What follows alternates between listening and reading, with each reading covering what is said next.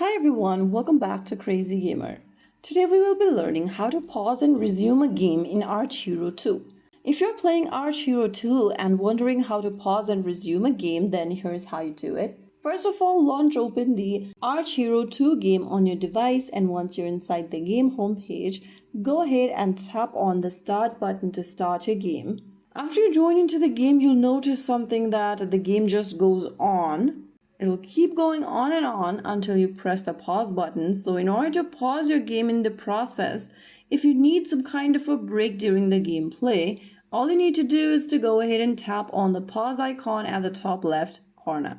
This will now pause the game. Now, after you are inside this pause menu, you can go ahead and do whatever you need to do. The game will pause and it will not progress during this time. If you want to resume the game after you are ready, you can tap on the continue button and your game will resume from where you left off. So that's how it's done. If you found the video helpful, don't forget to like, share, and subscribe to our channel. I will see you again in the next video. Thank you for watching.